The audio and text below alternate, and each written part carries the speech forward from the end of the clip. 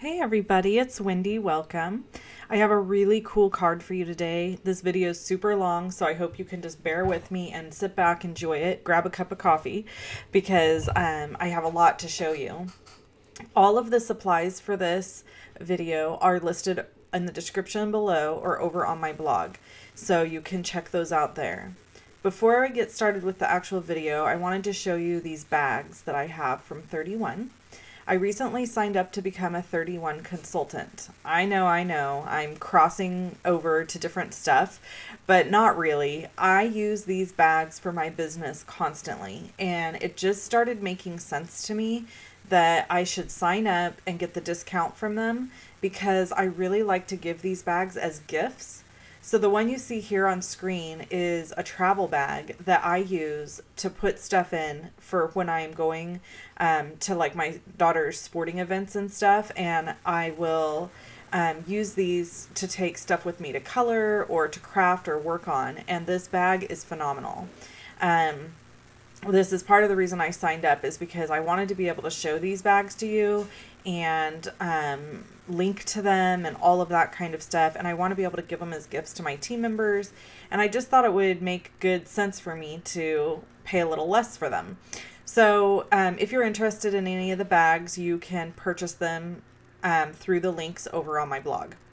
Okay, so I am using Copic markers to color the Perfect Mix stamp set images here that I've stamped. And the colors are, I'm showing the color caps to you, but to be totally honest with you, just grab 3 colors that are in the same numbering family and you're going to be fine. So I think the first ones there were like, I don't even remember, BG13, BG15, and BG18 is, I'm pretty sure, what they are. And then I've got some of my reds here, and I'm coloring the mixer. I was kind of going for like a vintage feel with the red and the turquoise. I'm not sure that I really accomplished it, but I tried. So all you see me doing here, I'm not worrying about a light source at all when I'm coloring. I am basically making the edges dark and the light in the middle lighter. I don't have, I have a lot of Copic markers, but I don't have all the Copic markers. And for whatever reason, as I have purchased Copic markers, I have bought them super random. So I don't have like matching numbers. And that's how you use Copic markers, is based on the number on the pin. Now, I tried Sandy Allnock's hexagon chart that she has. If you've never heard of it, I'll link to it over on my blog. It honestly doesn't really work for me. Either I'm just not artistic enough, or I don't know. It worked at first when I was first learning, but then as I learned the numbering system with Copic markers, the numbering system works way better for me. Now, that doesn't mean that I always stay in the numbering system. There's certain markers that you can like mix with other markers and they're going to look really, really good. But for me, the numbering system is super quick. It's way quicker than having to look at Sandy's hexagon chart. I still have her chart. I'll still probably use it here and there. But honestly, like when I decided I wanted to color these turquoise and red, I just looked at the numbers on the cap and I stuck with ones and then in varying degrees.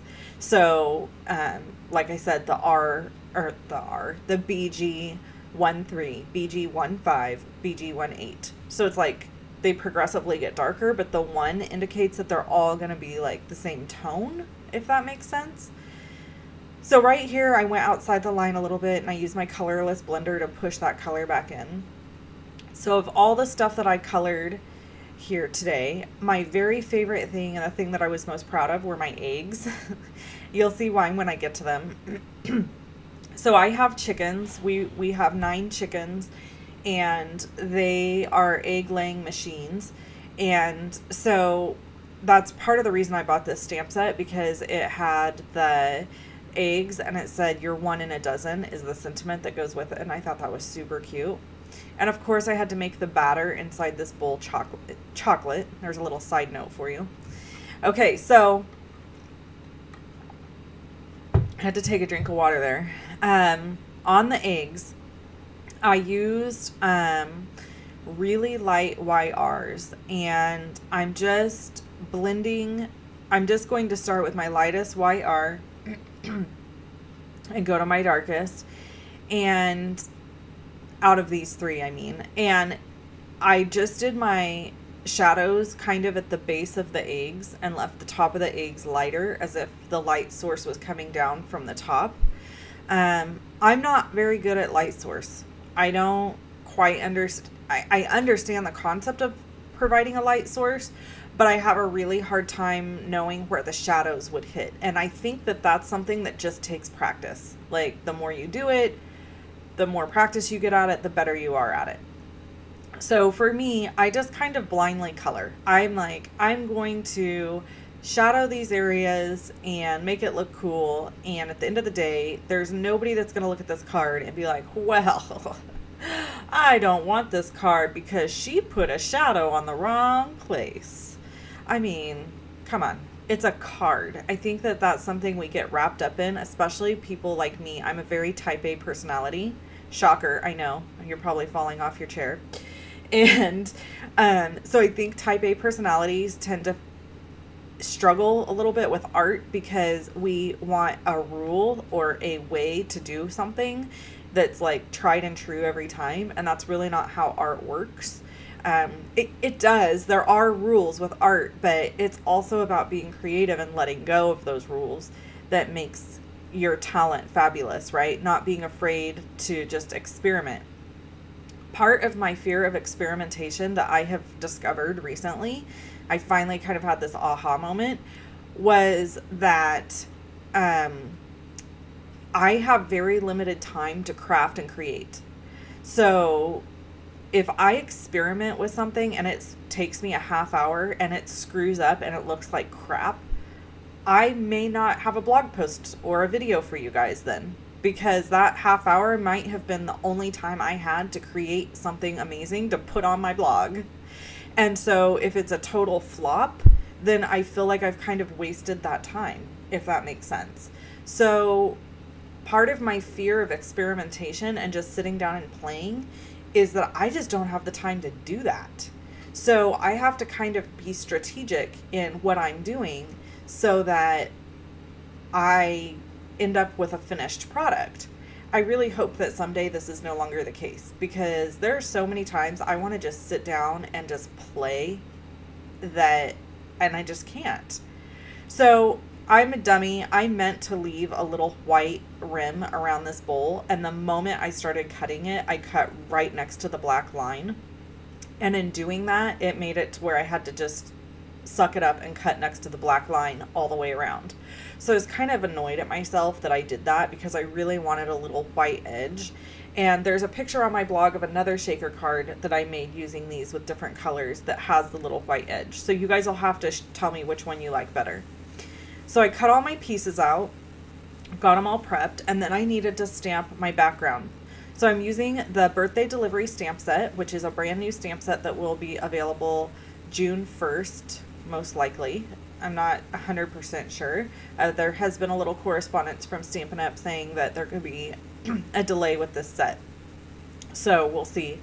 But it has this really cute little birthday cake. And so I thought, well, I'll stamp this birthday cake in smoky slate ink and give a background to my card base. So I'm stamping off once and then stamping the image on the cardstock. So it's very light. So I'm just kind of creating my own background here. The shaker card itself, the shaker pieces and everything that's going to go on this card are pretty busy. So I didn't want something very dark or overwhelming to go on the card base. I really wanted it to be soft and subtle, but it needed something. I couldn't just have a white background, and you'll see why. When I get this shaker card put together, you'll see exactly what I'm talking about. So I'm kind of all over the place with this cake, but it doesn't matter because, again, it's not a focal point. It's just going to kind of blend into the background. There's not going to be, it's not going to stand out. You're actually probably going to have to really look to even tell that there's cakes in the background. So I went ahead and stamped that and got that all prepped. And now I'm going to use my Avery Elle pocket sleeves to create a shaker pocket. Okay, you can get these several different places. I will link to them over on my blog. Everything's going to be linked on my blog. I know I say that in some videos and it doesn't happen. I'm sorry, people. I'm busy. I'm sorry. Don't hate me. But it's going to happen. I promise you. I'm linking everything. I'm linking the bags. I'm linking all the products I'm using here today that are not Stampin' Up. And I'm going to link, of course, all the Stampin' Up product, because that's how I make my living, is if you buy Stampin' Up product from me. So I'm feeling sassy today. I kind of have my sassy pants on. So, okay, so what I'm doing here is I'm measuring out, I want this to end up being 4 1/4 by 5 1/2. So I measured out everything so that I will know where to run my fuse tool and then where to cut. And you can just make marks with a pen. And if you could use like a Sharpie, and then the Sharpie marker will wipe away with alcohol, rubbing alcohol. But I didn't want to mess with all that. So I'm not going to show you all the fuse tool action just because it's long and it is just cumbersome and there's really no reason. So I just kind of show you here right at the beginning. And it's basically, you're going to run your fuse tool along the edges of the metal ruler, and then when you're done, you can cut everything away.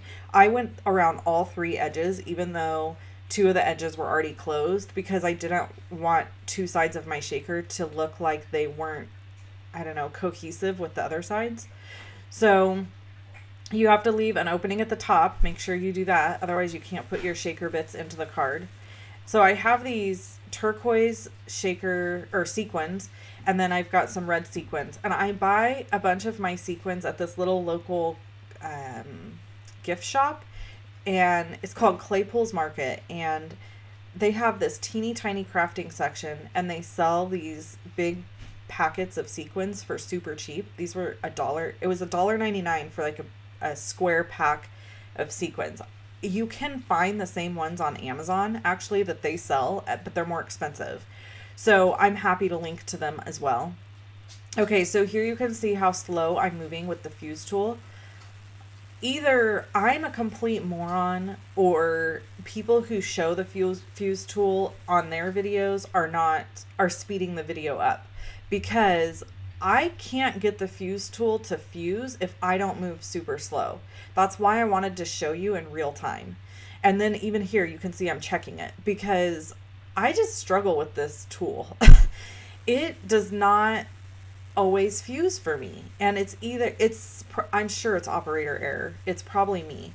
But when you watch other people use it in videos, it's like they're using it super quick and there's just no issue. And I'm like, what is wrong with me? Why can I not manage to fuse tool like everybody else? Okay, so here's a crafter confession, and this is exactly what I was talking about earlier. I'm arranging all of these pieces onto the front of the shaker, and I hate it. I'm going to be really honest with you. I did not like it. I was like, oh my gosh, this looks like crap. I did not like the red and turquoise sequins behind the red and turquoise bowls. First of all, my turquoise did not match my turquoise on my bowl. That really bothered me. So I omitted using the glove because it was like one more aspect that bothered me. So I ended up just using the bowl, and I've got the eggs, and I've got the measuring spoons, and then the little spatula, which is cute. It's all cute. It's just, you can see here I'm like stressing over it. It just didn't turn out the way I envisioned it. And you know what? Too bad, because I don't have time now to like redo a shaker bit thing. If I had to do it over, I probably would have used different shaker bits inside, different colors. Maybe some clear, or maybe some like orangey something, or yellow. I don't know. But you know what? It actually ended up being cute. It was not horrible in the end. Still not my favorite. My other shaker card that I did using different colors over on my blog is actually my favorite, if you go over there and look at that. But it was fine. It ended up being fine. It's just one of those things where exactly what I was talking about earlier. Like, I don't have time to just sit and experiment with stuff. And that bums me out because I really would like to. I would have liked to have just torn this shaker piece apart and like fixed it all up just like I wanted to, but I was on such a crunch to get this done. And then listen to this. I don't know if you noticed, but there was no video for you guys on Friday. That's because my computer crashed and broke, which has never happened to me. I've had my same computer for 5 years. I have a Mac and they're so tried and true. Like you can just depend on them totally, but they're still technology, right? So it had some weird glitchy thing. And thank God my brother-in-law lives next door to me and he's an Apple tech. How convenient is that? I know. Dreams really do come true. So I took it over to him and he had to wipe my entire hard drive and reinstall everything. And when was my last backup, do you ask? When? April 27th. So I lost like 5 days worth of data because I didn't back up every night like you're supposed to. So I had to completely reshoot this video. It's crazy. I didn't reshoot it, but I had to re-download it and re-edit it. Anyway, there's the finished shaker card for the most part. I'm going to show you the sentiment part still. I'm adhering these little pieces here to the inside of the card because I didn't really want to make another whole card. And I thought, well, this would be a cute surprise to open it up and you've got these little pieces on the inside.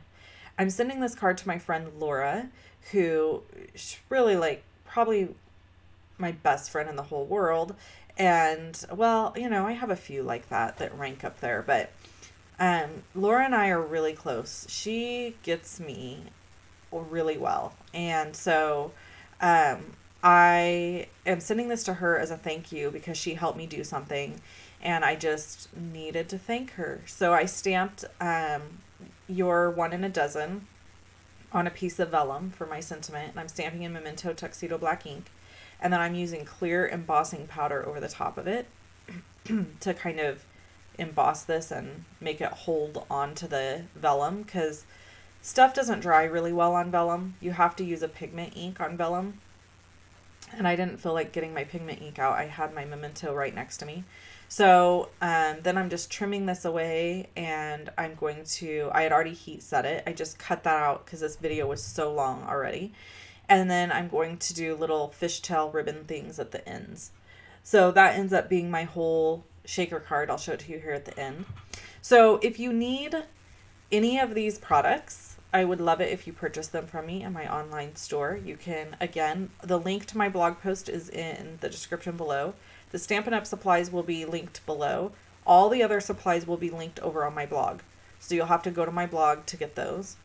This takes me a few minutes here because I ended up having to like rearrange all kinds of stuff and decide how I wanted it to look in order to get it to work.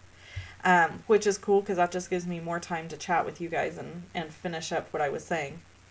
But anyway, if you need any products, let me know. I am mailing, I've been getting a lot of questions about catalogs. So if you're one of my diehard fans, which I love you if you are, my customers are amazing. I love everybody, but my customers are phenomenal. And those of you that tune in to watch me on a regular basis, you just make my heart so happy. You have no idea.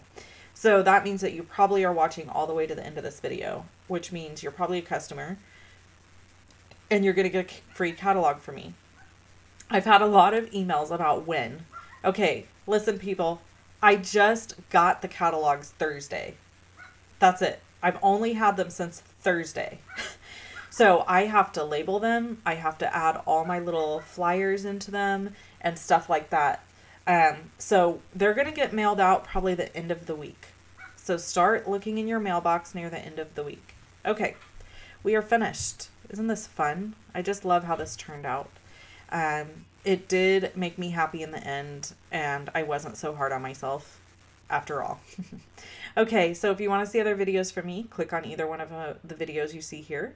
And if you want to subscribe to my YouTube channel, click on the little circle that has my face in it, and you will be subscribed. Give me a thumbs up and leave me a comment. Thanks so much for tuning in. See you Wednesday. Bye-bye.